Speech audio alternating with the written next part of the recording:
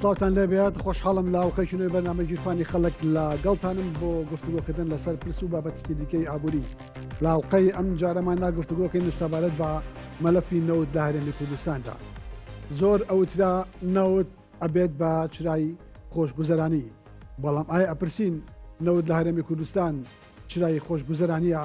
یان سەرچاوەیەکە بۆ هەژاری؟ نەوت ڕێگایەک بوو بۆ دەوڵەمەندبوون و قەڵەکەکردنی سامان و داهاتی نیشتیمانی یان ڕێگایەک بوو بۆ قەرزاری؟ ئایا ئەمە هێمایەکە لە هێماکانی شکستی سێکتەری نەوت و بەرەمهێنانی نەوت یان بە پێچەوانەوە؟ هێشتا ڕێگای دوور و درێژ لە بەردەمدا ماوە، هێشتا نەوت جێگە ئەمەلێکە بۆ بژانەوەی ئابووری نیشتیمانی و ئابووری وڵاتەکەمان. لەسەر ئەم پرسا میوانداری هەریەک لە بەڕێزان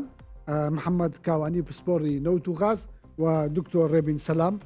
مامۆستای زانکۆمان کردو و زۆر بەخێربێن، هەردوو میوان لە شاری هەولێرەوە لەگەڵمانن. دکتۆر ڕێبین سڵاوتان لێبێت، کاک محەممەد سڵاوتان لێبێت. لە دکتۆر ڕێبینەوە دەست پێ بکەم. ئەمەوێت بەو پرسیارە سادەیە دەست پێ بکەم کە ئایا نەوت لە هەرێمی کوردستان نیعمەت بوو یا نیقمەت، سەرچاوەی خۆشگوزەرانی بوو یاکردنەوەی دەرگای هەژاری و فۆرمێکی تری نەعەدالەتی؟ بەناوی خۆی گەورە و میهرەبان، تەبان سەرەتا ڕێز و سڵاوم بۆ جەنابەت کاک دکتۆر ومێدیان و بۆ میوانەکەی جەناب کاک محەممەد و سەرجەم بینەران. ئەوە پرسیارێکە کە هەر یەکەمان لە خۆمانی دەکەین، بە تایبەتی لە ئابووریەکە کە پێی دەوترێ ئابووری ڕێعی، ئابووریەکە هەموو پشتی بەست بێ بە بابەتێک کە سروشتیە و سروشت مرۆڤەکان بەخێو بکە، کە ئەمە لە هاوکێشە ئابوووریەکانی جیهان و دنیا و توێژینەوەکاندا بابەتێکە کە مایەی پشت پێبەستن نییە، کە تۆ یەک سەرچاوی بەرەو هەڵدێر، بەرەو نەمان، بەرەو پوکانەوە بێت سەرچاوەیەکی مرۆیی بەرەو بژانەوە و زیادبوون بە یەکیانەوە ببەستیتەوە. چونکە ئێمە دەزانین کە ژمارەی دانیشتوان ڕۆژ لە دوای ڕۆژ بەرەو زیادبوون دەچێت و سەرچاوە سروشتەکانیش ڕۆژ بە ڕۆژ بەرەو نەمان و کەمبوونەوە دەچێت، بە تایبەتی بابەتی نەوت کە لە چاخە دێرینەکانەوە خۆتان دەزانن و مامۆستا شارەزایە کە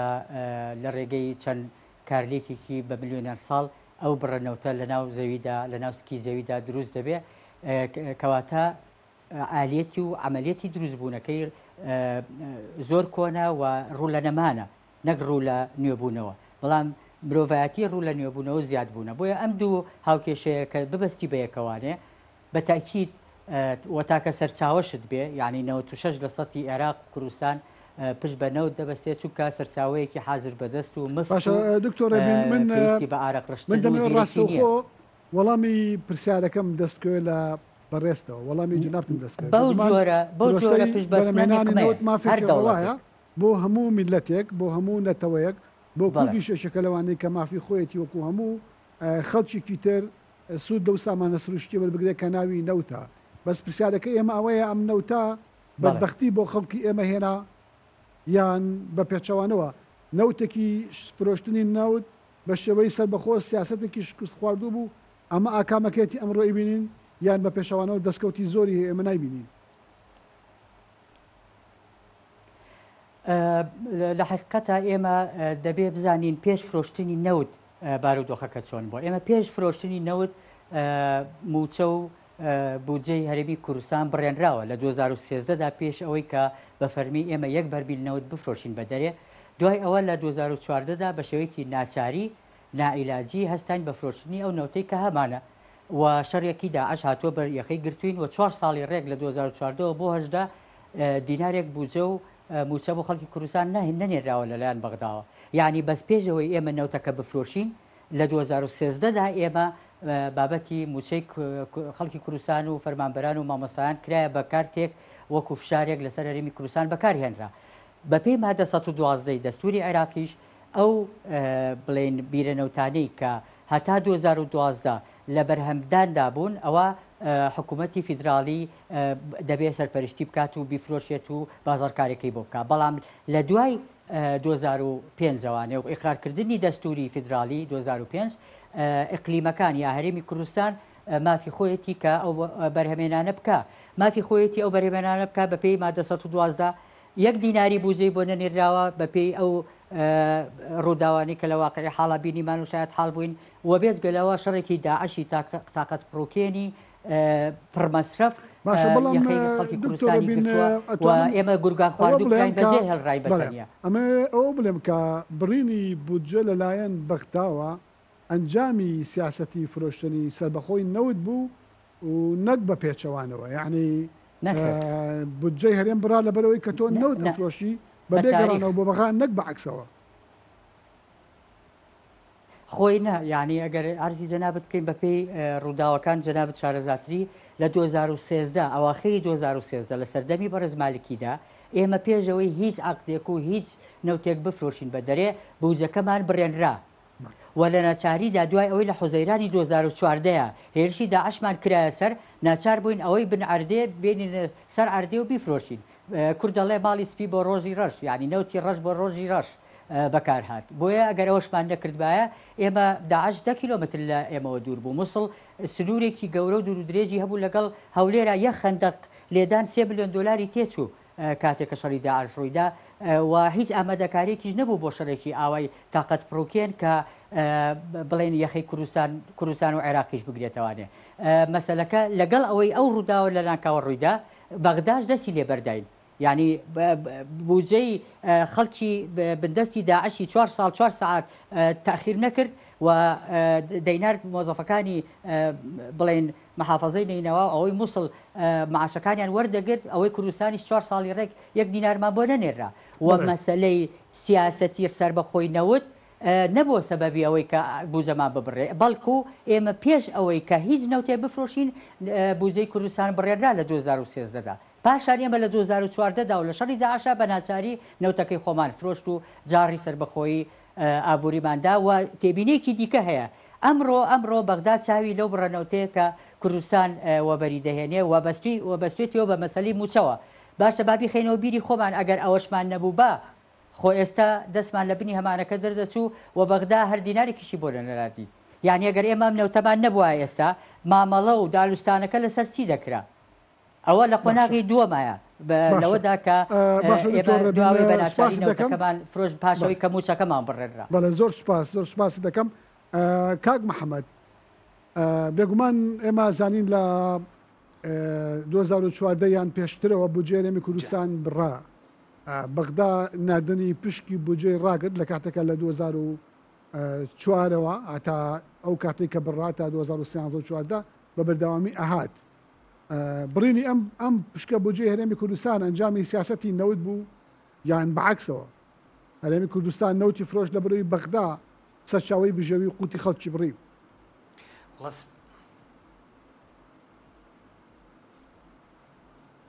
سەرەتا زۆر سوپاسی کەناڵە جوانەکەی زووم و بەرنامە جوانەکەی بەڕێز دەکەم و سوپاسی میوانەکەشەکەم بینەران و بیسەرانیش ئەبێ پێشەوەی وەڵامی و پرسیارە بینەوە من پێم وایە پێویستە بە شێوەیەکی ئەکادیمی و زانستی باسی گرنگی نەوت بکرێتن چکە خۆی لە خۆیدا گرنگی نەوت یاخود کە یەکێکە لە فاکتەرە هەرە بەهێزەکانی ئابووری تەنانەت لە ڕۆژهەڵاتی ناوەڕاست و لە زۆربەی وڵاتان و کە بە چەکێکی گرنگی ئابووری سیاسی تەنانەت بەهێزی وڵاتەکە دەرەخات ئەویش نەوتە بۆیە پێناسەکردنی یاندانانی نەوت یان تەفسیرکردنی بە ئاڵتونی ڕەش یان بە زێڕی ڕەش خۆی لە خۆیدا گرنگی و مهمەتی ئەم سامانە سروشتێ دەرەخات من پێم وایە ئێمە لە هەرێمی کوردستان بە شێوەیەکی زانستی و ئاکادیمی و لە تەنانەت لە کۆی دەوڵەتی عێراقیش ئێمە بە شێوەی سیستەماتیک دەستمان بە پرۆسەی نەوت نەکرد تەنانەت لە کۆی دەوڵەتی عێراقیش ئەوەش دەگەڕێتەوە بۆەوەی من پێم وایە ئێمە لە ڕووی زانستیەوە ئاکادیمیەوە تەنانەت وشیاریەوە زیاتر لەو بوارەدا شارەزاییمان نەبوو و لە کۆی دەوڵەتی عێراقیش تەنانەت لە دوای ڕوخانی ڕژێمی بەعسیشەوە کە لە 30 ساڵی ڕابردوو کە ڕژێمی بەعس حکمی عێراقی دەکرد نەیتوانی نەوتەکە بە شێوەیەک لە شێوەکان بەکاربێنێ کە ببێتە خێر و خۆشی بۆ وڵاتەکە و لە دوای ڕژێمی عێراقیش تەنانەت ئێستاش ئەو حکوومەتێک لە دوایەکانی عێراق و بە هەرێمی کوردستانیشتەوە ئێمە نەمانتوانیوە هەمومان ئەبێدان بە و ڕاستیا بنێن بە شێوەیەکی زانستی و ئاکادیمی نەوت بەکاربێنین و دەربێنین چکە ئێمە لە بیرمان نەچێ پرۆسەی نەوت و گرفتەکانی نەوت چەندین شێوازی هەیە بۆ نمونە گرفتە یاساییەکەی گرفتە کارژەڕیەکەی گرفتە دەرەچیەکان کە زۆر جار تۆ کە نەوت لە هەر وڵاتێک دەرەچێ کۆمپانیاکانی وڵاتانن دێن وە بەرهێنانەکەن لە نەوتەوە کەواتە خۆی لە خۆیدا تۆ دەستی وڵاتانە ڕاکێشی لە ناو وڵاتەکەتەوە بەرهێنەکەن بۆیە فاکتەرە دەرەچیەکانیش کاریگەری لە وڵاتە دەبێت لە کۆی دەوڵەتی عێراق تەنانەت بە هەرێمی کوردستانیش و خۆشمانە بینین ئێستا کۆمپانیاکان دەوری کاریگەریانەیە وە کۆی ئەو وڵاتانی کە نەوتیشی تێدا دەرەکرێ ئەو فاکتەرانەی تێدا هەیە بۆیە من پێم وایە ئێمە ئەبوایە زیاتر ورتر بینتر دەقیقتریش بین لە پرۆسەی نەوت ئایا ئەگەر پرسیارەکەی جەنابەت وا بێتن ئێمە ئەبوایە دەست بۆ مەلەفە بەرینیاننا من پێم وایە وەکو هەرێمی کوردستان بەڵێ پێویست بوو ئەو سێکتەرە نەوتە بێنینە دەرەوە و خۆشمان بەکاری بێنین چونکە گرنگی ئابووریمان تەنانەت لە کۆی دەوڵەتی عێراقیش وە بە هەرێمی کوردستانیشتەوە کۆی داهاتەکەی لەسەر نەوتە لە بودجەی ساڵی 2023 و 24 و 25 عێراق تەنانەت بەوانەی هەرێمی کوردستانیش 189 کۆی داهاتی کۆی عێراق لەسەر نەوتە لەسەر داهاتی ناوخۆی داهاتی سنووریەکانە کەواتە گرنگی نەوت لەوەدایە ئێمە ئەمانتوانی عەفو با بۆی مەسیجەکە ئەگە مەسیجەکە بە تەواوی بگا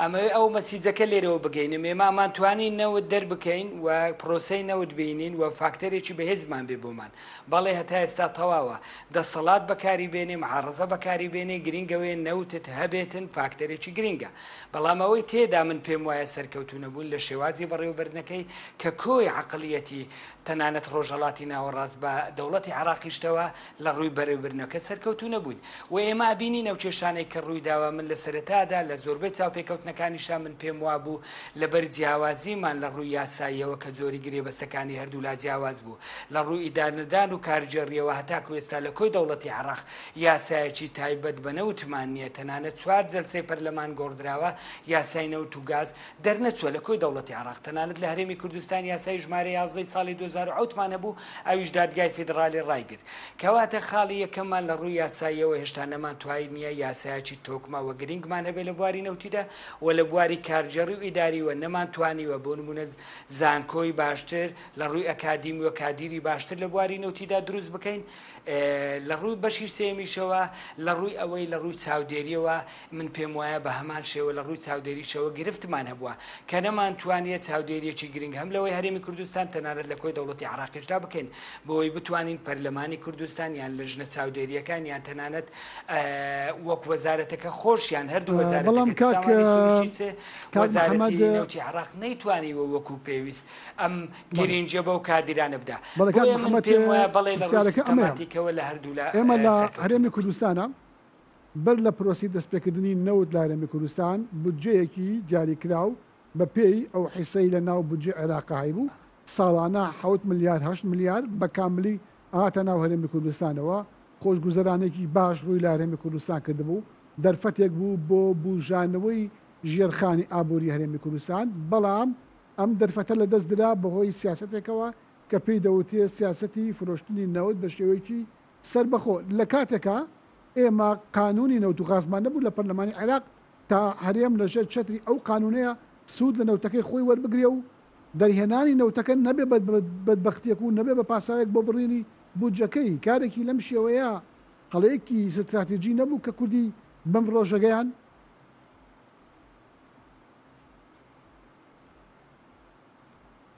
من پێم وایە هەر لە سەرەتاوە باسیەوەشم کرد بەڵێ یەک لەو فاکتەرە با بڵێن کاریگەریانە تۆ زۆر جار نەبوونی یاسا کاریگەری گرنگی هەیە ئەگەر لە خۆی دەوڵەتی عێراق یاسایەک دەرچوو بە کە تاکو ئێستاش یاسا نەبووە تۆ بەشێکی لە ناو سیستەمێکە یاخود لە ناو دەوڵەتێکە بە شێوەیەکی یاسایی کە پێڵێن دەوڵەتی عێراق لە ناو ئەو حەراقە تۆ دەستورێکت هەیە بەهۆی ئەو دەستورەوە تۆ مایتەوە بە دەوڵەتێکەوە کە ناوی دەوڵەتی عێراقە کە نەبوونی یاسایەکی نەوت و گاز لە کۆی دەوڵەتی عێراق کاریگەری لەسەر هەرێمی کوردستانیش دروستە بێ ئەمە خاڵی یەکەم خاڵی دووەم من پێم وایە کە نەتوانی توانی بە شێوەی سیستەماتیک لە کۆی دەوڵەتی عێراق تەنانەت بە هەرێمی کوردستانی شەوکەی کارت و فشارە لایەنە سیاسیەکان دەوری کاریگەریان هەیە. تۆ لە وڵاتێکی ئەوروپی ناژی کە فاکتەری سیاسی و کا فاکتەرە دەرەچەکان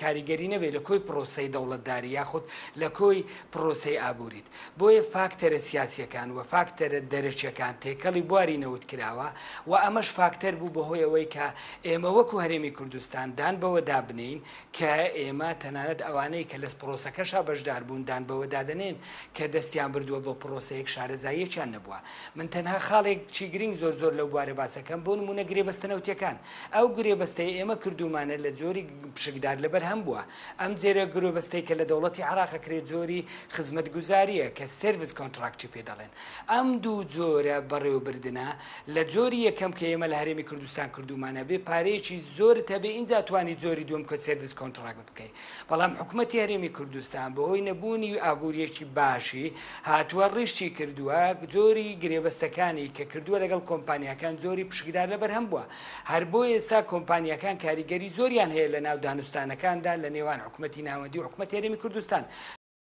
هاتوون ڕستیان کردەوە بەرهێنیان لەو شوێنەدا کردووە پارەیان سەرف کردووە تەنانەت لە بەرهەمەکە بەشدارن هاوبەشن شریکن لەگەڵ حکوومەتی هەرێمی کوردستانە. بەڵام ئەو جۆرەی کە لە حکوومەتی ناوەندی کراوە لە بەرەوەی ئابووریەکی باشیان تێدا هەبووە بۆیە لە جۆری سێرڤیس کۆنتراکت بووە. اینجا ئێستا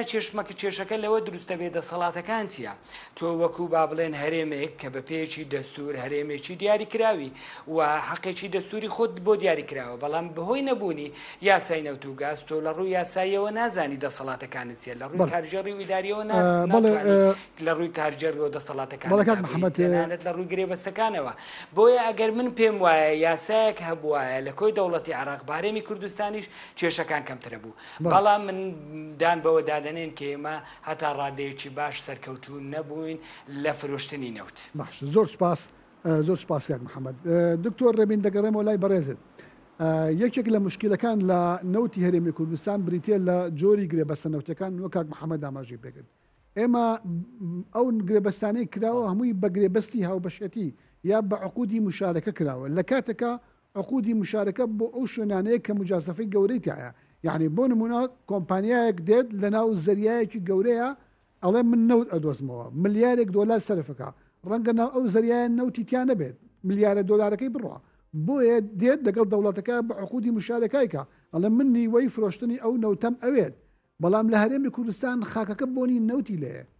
نەوتەکە سەری هەڵدراوەتەوە بەس ئەو ماوە دەربیانرێ بەڵام هاتوون بە عقودی مشارەکە بە گرێبەستی هاوبەشێتی کردووە لە نزیکەی نیوەی داهاتی نەوتەکە ئەچێ بۆ کۆمپانیەکان و ئێستا وەک ئەبینین یانی ئەو نەوتەی لە کوردستان ئەفرۆشتێ چ ئەوەی پێشتر بە بۆری بوو چ ئەوەی ئێستا بە تەنکەرە نزیکی نوێی ئەچێ بۆ کۆمپانیەکان. ئەمە چ جۆرە گرێبەست و چ جۆرە سیاسەتێکە لە فرۆشتنی نەوتە؟ طبعاً پرسیارێکی جوانە جەنابەت ئاڕاستی دەکەیت. ئێمە دوو جۆری سەرەکیمان هەیە لە گرێبەستە نەوتیەکانە وەکو عادەت و عورف و بڵێن ئەو ڕێکار و ڕێنمایانەی کە لەو جۆرە عەقدانەدا پیادە دەکرێت یا عەقدی شەراکەیە عقودی شەراکەیە یا خەدەماتە. ئەمە تەنها ناگەڕێتەوە بۆەوەی کە ختوورە و ریسکێک هەبێ بۆ دەرێنانی ئەو نەوتە. ئەگەر باسی ختوورە و ریسک بێ لە 2014دا و شەڕی داعشدا طبعاً ختوورە و ریسکێکی گەورەیە کە کۆمپانیایەک لە بنی دنیاوە زەریا و دەریا ببڕێت و بێتە کوردستانێکی شەڕێکی داعش لە بن دیوارمان بێ و هەستێ بە وەبەرهێنانی نەوت. مەسەلەکە بەس تەنیا ئەو ریسکە نییە کە هەیە وەکو ریسک بەڵێ وجودی هەبووە و لە شەڕی داعشدا ئێمە دەستکراوە بۆ مەسەلەیە لە ناچاریدا 2014دا وەکو عەرزی جەنابتم کرد و لە ناچاری ئەوەدا کە ئێمە بوجەکەمان بڕاوە لە 2013دا دەبێت ئێمە لەسەرم خاڵە سوور بین و وازەحیش بین. دووەم بابەت ئەو عەقدانە وەکو ساڵی پێش 1975 عێراقە خۆ عێراقی شامی شەریف نییە یعنی وەختی خۆی ئەوانیش عەقدەکانی لە زەمەنی پێش تەئمیمکردن ئێستا بۆچی پارێزگای کەرکووکی خۆشەویست ناونرا پارێزگای تەئمیم کرا لە بەرەوەی لە ساڵی 1975ەوە ئەو کەرتی نەوتی عێراقیش لەو پێش کە بە کەرتی هاوبەش بوو کرا بە تەمیم کرا بە خۆماڵی و هەموو ئەوە خەڵکی کوردستانی جویان لەبیرە دەڵێن هەر ماڵە و هاوکاریەکیشی کردووە پارچە گوارەیەک پارچە ئاڵتۆنێک پارچە زێڕێ پارچە دراوێکی داوە بە وسای بەغدا لە سەرتاسەری عێراقا بۆ ئەوەی وڵات چییە ئێمە کەرتی نەوتیمان تەمیم دەکەین ئەوە لە ساڵی 1975 عێراق لە کاتی دۆزینەوەی نەوتەوە هەتا ساڵی 75 هەمووی شەراکەت بووە کوردستانیش لە 2014ەوە 10 ساڵی بەسرا ڕۆشتووە یعنی وەکو چۆن دەڵێ دۆسیەکە دۆسەیەکی نوێیە و لە سەرەتاوە هەموو وڵاتان وا دەستیان پێ کردووە و پارە و سەرمایەکی وا نەبووە تۆ داوەتی بە خاترجەمیەوە و بە سفرە پڕیەوە دانیشیت بڵێن شەریکاتی دنیا بێنیت و هەڵیان بژێری بەدڵی خۆت بێزگە لەوەش خاڵی سێم خاکی کوردستان خاکێکی بەردەڵانە ئەوە بەرهێنانەی کە لە کوردستان دەکرێت بۆنی نەوتی لێنایە نەوەڵا شوێنی وا هەیە هێندە بە زەحمەت و هێندە بە قوڵی و هێندە لە ئەسڵەن وە بەرهێنانی بەردەڵان هەموو شەریکەیە خۆی لێ نادا ئەوەش بابەتێکی دیکەیە کە دەبێ بەوازەحی ڕوونی کەینەوە خاڵی چوارەم خودی عێراق ئێستا لە کاتێکا کە لە مانگی یەکی ئەم ساڵە بەڕێز سۆدانی سەردانی بەریتانیای کرد لەگەڵ بیپە بریتچ پەترۆلیۆم ئەوە ئیتفاقیەتێکی کردووە هاوردەکانی عێراقی لە ملیارونیەوە کردووە بە 15 ملیار و ئەو حەقلانە ئەو کێلگەنەوتیانی کەرکووکیش وای دانراوە کە لە نیایەتی 2029دا ببن بە پتر لە 600,000 وەبەرهێنانی هەبێ بە شێوەی شەراکەتە ئەویش عەقدی شەراکەتە ئێستا لەم لە دوایەوەی کە کوردستان ئەو تەجروبەیە بینیوە و هەموو عەقدەکانی بە شێوەی شەراکەت کردووە لە ناچاریە وەکو کەرتێکی نوێ لە ژێر زەختی داعشە بە بەردەڵانیەکە زەحمەتێکی ئەوان چون ئەویان دووبارە کردووە بەڵە من دەمەوێت پرسیاری ئەوە بکەم ئەمێ باسی ئەوە بکەم عێراق کۆمەڵێک گرێبەستی زۆر و فرە و جۆرا و جۆریەیە هەر لە بەسڕەوە هەتاگاتە مووسڵ گرێبەستی هەیە و بەشی گەوری ئەم گرێبەستانە بە عقودی خزمەت گوزاریە و سەرچاوێکی گەورەی داهاتەکەیەتی بۆ ڕاکێشانی کۆمەڵی کۆمپانیا گرێبەستی و بەشێتی لە دوای هەفتا و پێنج بەڵام لە هەرێمی کوردستان کردنی گرێبەستەنەوتیەکان بەم شێوە هاوبەشێتیە نە ئەوە بوو بتوانێت فەراغی بودجێ عێراقمان بۆ پڕ بکاتەوە پێویستەکانی هەرێمی کوردستان دابین بکە نە ئەوەش بوو کە دەرینێنین و نەیفرۆشین و بودجەی بەغدامان بۆ بێ ئێمە لەم بارەیە لە هەردووکی دەستمان بڕا وەک قەولەکە دەڵێ لە موسا بڕاوی بە ئیسا نەگەشتەوەی لەو بەینابێ پەوتاوە ئێمە هەم دەستمان لە بودجەی بەغدا بڕا هەم ئەو داهاتەشی لە فرۆشتی نەوت بۆمان ئەمایەوە لەبەرەوەی نیوەی کۆمپانیەکانیان بێت نەبەشی دامەزراردنی تازەی خەڵک تەلەبە و دەرچووی مەحەد و جامیعاتی کرد نەبەسی بەرزکردنەوەی تەرفیعی کرد نەبەسی ئاوەدانکردنەوە و ئەعمالی کوردستانی کرد تانان دەبەشی موچەشی نەکردووە هەتا کەی بەشی موچەشی نەکردووە ئەو قەیرانە بە زەقی و ڕۆنی دەرکەوت هەتا وەکو نەوتەکەمان لێ بڕاکە بیفرۆشین یعنی لێمە لە 25 سەی 2023ەوە کاتێک کە داوایەکمان لەسەر بەرزکرایەوە لە زەمەنی بەڕێز عەبادیەوە لە ئەو غورفە تیجاری پاریس نان هێز نەوتەکە بفرۆشین ئێمە لەو ڕکاتەوەی کە نەوتەکە نافرۆشین پێبانەوە دیارە خۆ ئێمە شەڕی داعشمان 4 ساڵ بەبێ 1 دیناری بەغدا کردووە بە گیرفاری بەتاڵ و سکی برسیەوانە پێشبەرگە شەڕی داعشێکی کردووە کە گەورەترین تەرسانی داعشیشکانوە خۆ ئێمە قومبەلێ لە ئاسمان بەربوو بێتە خوارەوانێ ئەو هاوپەیمانانە هەموو بڵێن پارە و حەقوقی خۆی وەرگرتووە خۆ بە بەلاژ نەکراوە بە سەعات ئەو تارانەی کە دەوریاتیان کردووە بەسەر کوردستانەوە و داعشیان کردووە بە ئامانج بە سەعات و بە پارە ئیشیان کردووە و مەسەلەیەک نییە کە ئێمە هەروە بە بەتاڵی توانێت 4 ساڵ شەڕی داعشێکی وە کە بە دەقەی چەند هزار دۆلارێکی تێچووە 4 ساڵ شەڕی پێکراوە ئەو شەڕی پێکراوە کوردستانی پێپارێزراوە ئەگینا دەبۆ لیرینگراد ئەگینا ئێرە ژۆک و مووسڵی لێ هاو خۆ ئێمە 10 کیلۆمەتر دوورین هەولێر 10 کیلۆمەتر دوورە لە مووسڵەوە خۆ داعشەکان نەدەهاتنە پێشێ و بڵێ وەڵاوە سرووریە و لێرە ناچینە پێشێ ئەسڵەن نیوەی سەرۆدانی لە سەحسابی موچێ فەرمانبەران نەبوو 46 موچە نەدراوە لە ماوەی ئەو ماوەیە کە هەرێمی کوردستان بودجەی بەغدای بۆ هاتووە لەسەر حسابی هەموو لایەک بوو بەڵام خۆ حکوومەتی بەغدا پێی نەوتوین وەڵا وەرە نەوتەکەتان مەفرۆشن یا وەرن تەسلیمی کەن با من بوجەکەتان بەمێ خۆ ئەم باسی تەسلیمکردنی نەوتە ئێمە لە 2014ەوە کە نەوت دەفرۆشین ئەم ساڵە کە باسی تەسلیمکردنی نەوتەکرێ ئێ باشە ئێمە گەر نەوتیشمان نەفرۆشتایە و بەغداش بەو نیۆناچێ هیچ ساڵێک و هیچ میزانەیەک بە ئیسپاتی تەقریری وەزارەتی دارایی عێراق و وەزارەتی سابارە سروشتەکان و ئەوەی هەرێمی کوردستانیش وەزارەتی دارایی هەرێمی کوردستانیش وەزارەتی دارایی بەغداش هیچ راپۆرتێک نایەت پێمان بسەلمێنێکە بە پێی ئەو ڕێژەی کە بۆ کوردستان دانراوە نێرابێ. ئێمە لە ئەسلی 460 ملیار دۆلار کە مستحقاتی 10 ساڵی ئەخیری کوردستانە 120 ملیارمان بواتوە یعنی لە نیوە کەمتر 460 ملیار دۆلار بە حساب و کتاب و وەرەقە و قەڵەم دەبواە لە بەغداوە بۆ ئێمە بێ. ئەم باسی تەسلیمکردنی نەوتە خۆ ئەم لە سەردەمی سۆدانیەیە باس کراوە. ئێمە ئەگەر نەشمان ناردایە و بشمان ناردایە ئێمە بودجەکەمان لە 460 ملیار دۆلار کە مستحقاتی خەڵکی کوردستانە وەکو میزانیە 120 ملیارمان بۆ هاتووە. باشە زۆر باشە ڕێبین دەست خۆش زۆر سپاس. کاک محەممەد دەمەوێت زۆر بە پوختی وەڵام بیتەوە ئەو چۆن دەڵێ خاڵ بخێنە سەر پید پرۆژەی بەرەمهێنانی نەوت و فرۆشتنی لە هەرێمی کوردستاندا ژێرخانی کوردستانی ئاوەدان و پتە و بەهێز کرد یان بە پێچەوانەوە زیانی گەورەی لێدا و ماوەیەکی دوور و درێژ لە کاروانی ئاوەدانکردنەوە دوای خست موچەخۆران و ئاستی داهاتی هاوڵاتیانی پێش خست یان بە پێچەوانەوە گەشتووە بە دۆخێک کە کەس غۆزگەی پێ ناخوازی.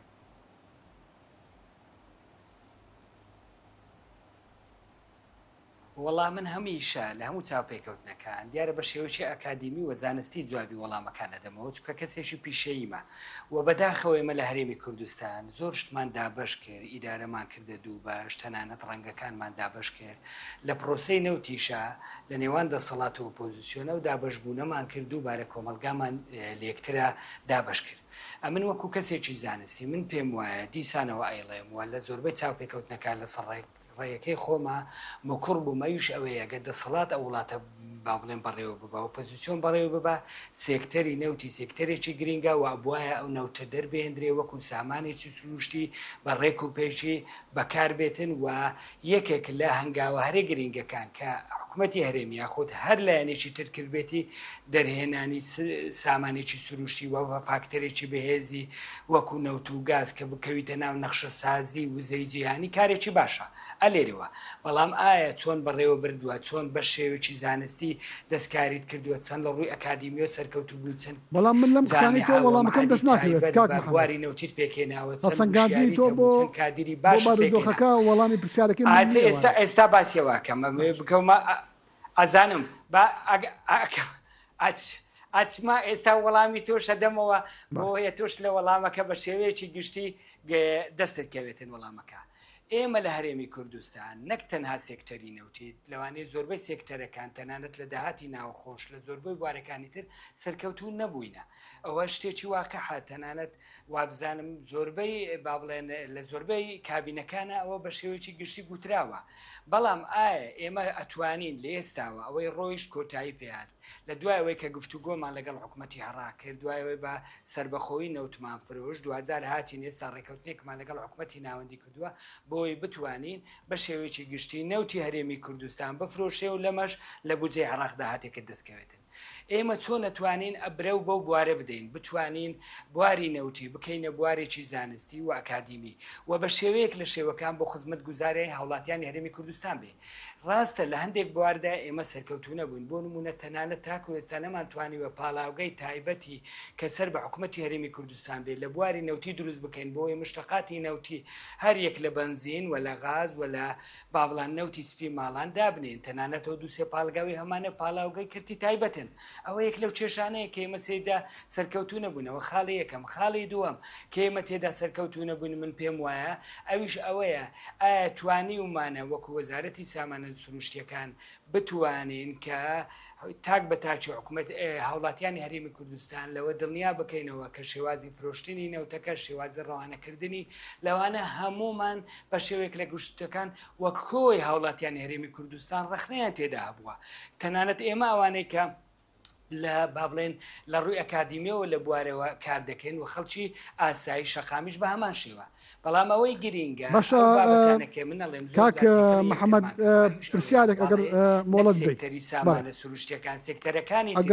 چۆن نتوانین پشتی پێ بەستین زیاتر بەهێزی ئەگەر مۆڵەت بدەیت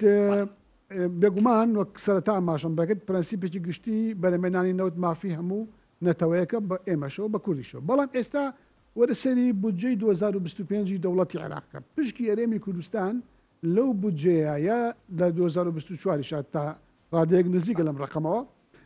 لە دوای لێدەرکردنی خەرجیە سیادەکانش نزیکی 20 تریلیۆن دیناری عێراقی بودجەی هەرێمی کوردستانە بەڵام بەهۆی نەوتەوە ئێمە ئەم 20 تریلیۆنەمان لە دەست چووە و بە هزار شەڕەشەقیش موچەکەش نایەت موچەی 4 مانگاتوە نازانین چەندی تر دێت یان نایەت باش ئەگەر 20 تریلیۆن دینار ڕووکاتە خاکی هەرێمی کوردستان موچەی 12 مانگ بە کاملی دەدرێت دەرگای دامەزراندن ئەکرێتەوە ئەو پارەیە بەکارێنی بۆ دروستکردنی پرد ڕێگاوبان ژێرخان دروستکردنی بەندا و دروستکردنی ساد هەموو شتێکی پێکرێ مەبلەخێک پاری ئێجگار زەبەلاحە وەکو پێش 2004 دەبێ ئەمە بۆ هەڵ نەبژێرین بەسەر فرۆشتنی نەوتا کە هیچ خێرێکی نەبووە بوو ئێمە غەیری ئەوەی کە نیوە موچەمان بەسرا دابشکراوە و غەیری ئەوەی کە لێبڕینی موچە و پاشەکەوتی موچە و تەمویلی موچە و ئەمانە هاتۆتە ئاراوە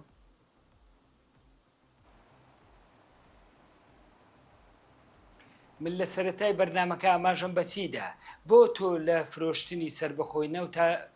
بە شێوەیەک لە شێوەکان ئەوەی دەستت دەکەوێت زۆر کەمترە لەوەی دەوڵەتی عێراق خاڵی یەکەمت جۆری گرێبەستەکانە کە تۆ هاتووی جۆری گرێبەستەکانت پشکدار لەبەر هەم بۆ عەقدەستی کۆمپانیاکان زیاکە خۆی 6 مانگ بۆ 8 مانگ ڕێنەکەوتن لە ڕووی کارژێر و دارایی لە نێوان حکوومەتی عێراق و حکوومەتی ناوەندی یعنی حکوومەتی ناوەندی و هەرێمی کوردستان لەسەر عەقدەستی کۆمپانیاکان بوو چونکە بۆ جۆری خاچی هەرێمی کوردستان جۆری دەرهێنانی هەرێمی کوردستان جۆری گرێبەستەکەی جیاواز بوو بۆیە لە 4 دۆلارەکە بۆ 16 دۆلار کەواتە جۆری گرێبەستەکەت کە خراپ بوو گرێبەستێکی خراپ بوو یاخود شێوازێک بوو لە ناچاریا بووی بە هەر شێوازێک لە شێوازەکان بوو بێ ئەوە عەقدەستی کۆمپانیاکان زیاکە کە زیایی کرد بۆیە ئەو پارەی ئەمێنێتەوە بۆ وڵاتەکە کەمە بێ ئەمە خاڵی یەکەم خاڵی دوم قوی قانونیەکەیە ئێمە لە ڕووی ئەوەی کە دەستوری عێراق هەروەکو با بڵێن ئێمە ئاماژەی پێدەین مادەی 112 کە فەقەرەی ئەلفوبایتیایە بەهۆی ئەوەی کە لە فەقەرەی باڵێ لە دوای ئەم دەرچوونی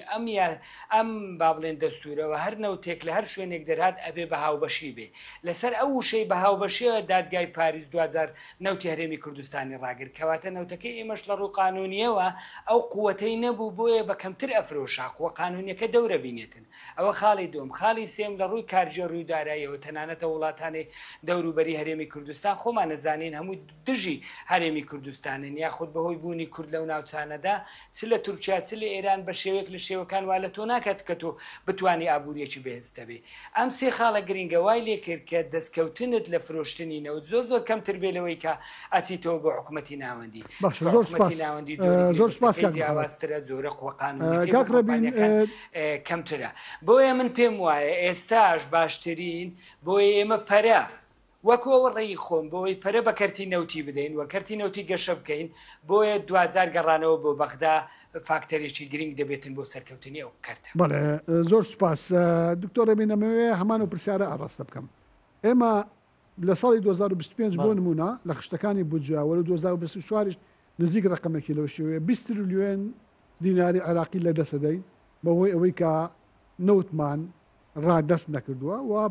ملتەزیمین بەوەی کە خۆمان نەوت بفرۆشین هەرێمی کوردستان خۆی نەوت بفرۆشی ئەم نەوتە بۆ بفرۆشین لە کاتێکا کە لە 2 ساڵی ڕابردوودا نەوت بە تەنکەرە فرۆشتێ حکوومەت یێڕەم ئەڵێ داهاتەکەی سفرە و ئێستا کە ئەڵێت دراوەتە بەر درۆن ئێستاش نەوت بە تەنکەر ئەڕوا و بەردەوامە یعنی ئەم نەوتە بۆ بەردەوام بێ بۆ تعامل لەگەڵ بەغدایە نەکەین ئەو پشکە زەبەلاحی هەرێمی کوردستان کە مافێکی قانونی و دەستوری هەرێمی کوردستانە لە بودجێ عێراق نزیکی 20 تریلیۆن دیناری عێراقیە وەربگرین هەموو شتێکی پێەکەین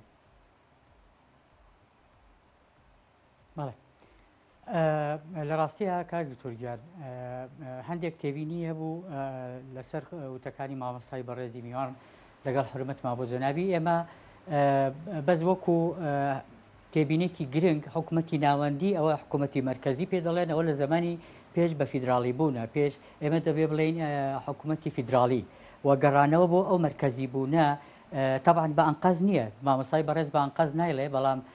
وەکو تێبینێکی یاسایی دەبێ ئێمە باسی بڵێ حکوومەتی فیدراڵی زیاتر چونکە گەڕانەوەمان بۆ ئەو مەرکەزی بوونە ئەوەیە کە ئێمە گەیانەوە بەم ڕۆژە نەک بەسەری ئێمە فرۆشتنی نەوت بێیان نا چونکە ئەوان کێشیان هەیە نەک لەسەرەوەی نەوت ئێمە باشەوە نەوتەکە لە 25 سی 2023 ئێمە خۆنەوتەکان لێ ڕیوین و نافرۆشرێ ئەگەر ئەڵێن بە بڵێن بە تەنکەر فرۆشراوە ئەوە بابەتێکە تەفسیری هەبوو یعنی خۆ ڕوونکردنەوەماندا کە 100,000 بەرمیل نەوتەکەی کە دەدرێت بە کۆمپانیەکان لە جێی ئەو حەقدەستەی کە بۆ بەکارهێنانی ناوخۆ بەکاردەهێنرا و بابەتەکە بە هەنجەتگرتنە ئێستا باسی بە درۆنەکان دەکرێت خۆ ئەوە تا لیژنی خۆیان هاتووە ئەمڕۆ سەلماندی وەزارەتی نەوت کە کێلگەکانی کوردستان کە بریتە لە خۆی لە ئەسڵا 14 دابش کراوە کوردستان بەسەر 14 بلۆکە لە 9 بلۆکیە وەبەرهێنان دەکرێت 5 بلۆکی دووچاری ئەو هێرشە درۆنانە بۆوانێ کە تەنها 1,000 بڵێم خۆی بە لیژنەی خۆیانی وەزارەتی نەوت دەڵێ 1,000 دەتوانێت بەرهەمبێرە کوردستان و 50,000ی بۆ بەکارهێنانی ناوخۆیە 30,000 دەمێنێت 30,000ەکە هەر وەکۆیڵە دەمی تەڕناکە یعنی هەرەوەی چێتە ئەڵێ بەشی بندانی ناکە بەشی پڕکردنەوەی بۆریەکە ناکە 30,000 بەرمیل نەوتەکە بۆیە لە ڕووی فەنی و هونەریەوە لە ڕووی لۆجستیەوانێ ممکن نییە بنێرێ ئێمە لەو هێرشە درۆنیەوە بۆمان دەرکەوێ دەبێ کە مەسلەی نەوت چەند استراتیجیە و چه دژمنێکی گەورەی سەرسەختی خەڵکی کوردستان هەیە کە چاوی هەڵنایە بەم بابەتەدا چونکە ئێمە دەبێت بەو دیوەشا باسی بکەین و خودی مانەوەی هەرێمی کوردستان لە زۆر قۆناغ و وێزگەدا بە بۆنەی ئەوەیە کە ئێمە لەسەر خەریتەی وزەی عالەمی وجودمان هەیە و ئەبێ ئێمە باڵانسی ناوچەکەش لەبیر نەکەین کاتێک کە نەوتی ئێران وەکو دراوسەیەک لەو دیوانەیە ئێمە ئەو هەموو ساڕوق و ئەو درۆنانەمان بۆچی ئەو بالستیانەمان بۆچی پێوە دەنرا دنرا بە دوو بازرگانمانەوانەیە کە دراوسەی ئێمە یەکەمیان کۆمپانیای کاری هەیە و دووەمیشیان کۆمپانیای کێ بۆ گواستنەوەی نەوت یعنی یەکیان وەبەرهێنەری نەوتە دووەمیشیان نەوتەکە دەگوازێتەوە عقدی گواستنەوەی هەیە کەواتە ئەمە دوو کەسایەتین کە ئێمە دوژمنان و ناحەزان و ئەوانەیان بە خەڵکی کوردستانە نایە دەزانن گەورەی و استراتیجی مەسلەی نەوت چەند گرنگە و لەسەر خەریتەی وزەی جیهان حساب بۆ کوردستان دەکرێت کڕینی نەوت ئێستا ئەمڕۆ بڕیارێکی دیکە دەرچووە کە ئەو بەندەری جیهانە خۆ یعنی ئێستاوا بڵێ ئێستا ئێوە نەوتەکەمان وەکووە کە نەمابێ باشە فەرموو بەغدا بە 20 ملیارەکەی کە جەناب باسیەکەی بەمان بنێرێ خۆ ئێستاوەتانێ بە لیژنەی خۆیان بە درۆنی خۆیان بە ساڕۆخی خۆیان وایان کرد کە کەرتی نەوتیمان تووشی شەلەل ببێ و زۆربەی کاربەندەکان ئەوە تا کوردستانە بەجێش لە ترسا کابرا دەڵێ من بۆچیە کە من ژیانم چۆتەوە ئێستا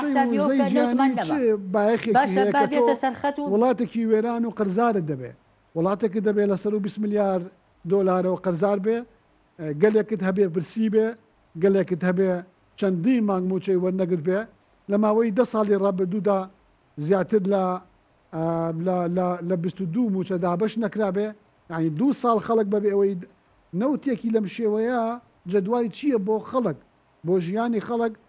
وڵاتێکە کەوێتە سەر نەخشەی وزەکە سەرچاوی خۆشگوزرانی بێ بۆ خەڵکەکەی هەوڵێکی گەورە هەبوو بۆ ئەوەی کە هەرێمی کوردستان بە مەرکەزی بکرێتەوانێ و ئەوانەی کە ئەو فیدراالیان بڕیارداوە پەشیمان بوونەتەوە لەو فیدراالیا و پەشیمان بوونەتەوە لە بڕگە دوانزەی حتا ئەو هەدوو بەڵێنەی کە وەختی خۆی لە مەعارەزەیە لە کۆبنەوەی لەندەر و لە کۆبنەوەی مەعارەزەی ئەم لایەنە پێکێنەرانی عێراقی نوێی فیدراالیدا دان بەوە دانرا هەمویان وعد و بەڵێنی بڵێن تەواتیان ناواژۆیان کرد پەنجان مۆر کرد کە عێراق وڵاتێکی فیدراالی بێ و لا مەرکەزی بێ ئیدارەکردەکەی بۆی چونکە نابێ بگەڕێنەوە بۆ مەرکەزیەت و ئەو سنترالیزمیکە لەوە پێش هەبوو و فەشەلی هێناوە شۆڕشەکەش لە دژی ئەو جۆرە سیستەمە کرا بابەتێک هەبوو کە مامۆسای بەڕێز ئاماژەی پێکرد دەفەرمێ لەبەرەوەی مادە 112 و لەبەرەوەی بڵێن یاساکە ئێمە لە ڕووی یاساییەوە ئەوەمان نییە پشتگیریمان نییە بابەتێک هەیە کە تورکیا کە ئەو غەرامەیە کرا ملیار و نیوێک لە بڵێن ئەو داوای بردەوە عێراق لەبەرەوەی عێراق ئێستش بە یاسایەک دەڕوا لە ساڵی 1976 ڕژێمی باسی لە ناوچوو دەریچواندووە بە مەجلیسی قیادەی سەورە یعنی ڕژێمێکی مردووە یاساکەی زیندووە ئێسش عێراق بەوە ئیش دەکات و مادەی 140 دیسانەوە هەرو بابەتەیە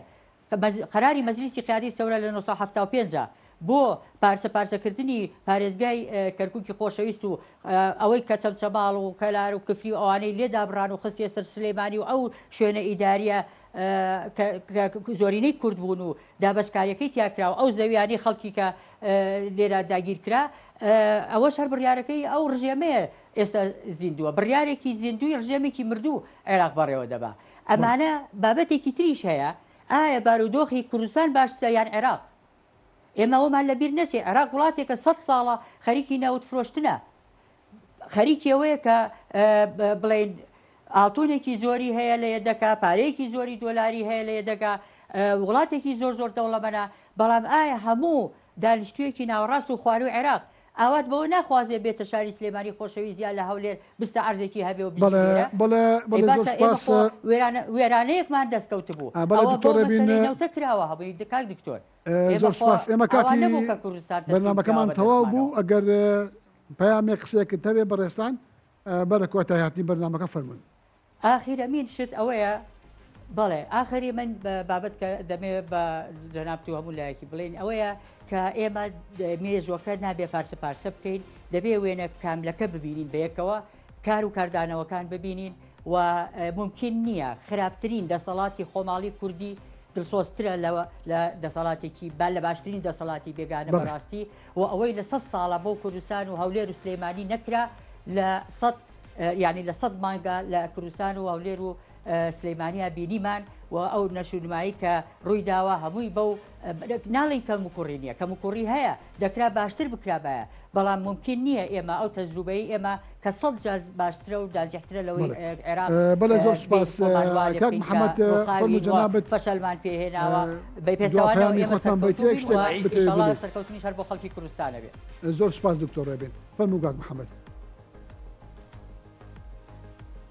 زۆر سپاس وڵات تەنها دوو ڕوونکردنەوەمێ ڕوونکردنەوەی کەمە بۆ بەڕێز کاک دکتۆرە سپاس بۆ ڕوونکردنەوەی جەنابی ئێمە دەستورێکمانێ بەپێی دەستورەکە ڕێک وایە ئێمە ئەو وڵاتی عێراق وڵاتێکی فیدرالیە و مرکزی نییە ئەوە ڕێک تەواوە بەڵام ئێمە کە قساکەین بۆی جیاوازی بکەین کاڵین لە نێوان حکوومەتی ناوەندی و هەولێرە جیاوازیەکە لێرێ بۆیە وشەی ناوەندی بەکارێنین دەنایە من کەسێکی قانونی و لە ڕووی قانونیەوە پەیوەستی ئێمە بەهریم وەکو هەرێمێکی کوردستان لە ناو دەوڵەتێکی فیدرالیە کە ناوی دەوڵەتێکی عێراقە ئەوە خاڵی یەکەم خاڵی یەکەم دەستی خۆش بۆ جەنابتەکەم خاڵی دووەمیشم من هەمان شتەڵێمەوە دەرهێنانی دەوت بە فرۆشتنی وەکو سامانێکی سروشتی حەقی هەموو هاوڵاتیانی عێراق بارەمی کوردستانیش هەیە و ئەوەیە من تێبینیم لێ لە هەردوو لادا شێوازی بەڕێوەبردننی نەوتەکەیە کە بەداخەوە تاکوێستا لە کۆی دەوڵەتی عێراقی تەنانەت هەرێمی کوردستانیش هەم سیستەماتیک نەبووە هەم یاسایەکی تایبەتی نەبووە و تێکەڵ بە سیاست کراوە بەڵێ زۆر سپاس کاک محەممەد بەڵێ بینانی بەڕێز و خۆشەویست خۆشحاڵم کە بەرنامەکەم پێشکەشکردن سوپاس بۆ هەردوو میوانی بەڕێزم کاک محەممەد کاوانی پسپۆری نەودوخاز و دکتۆر میسەلام ئامۆستای زانکۆ لە شاری هەولێر لەگەڵم بوون سوپاس بۆ ئێوەی ئازیز تا ئەم ساتە بینەری بەرنامەکە بوون و هیوای کاتێکی خۆش بۆ مولایەکە خۆز.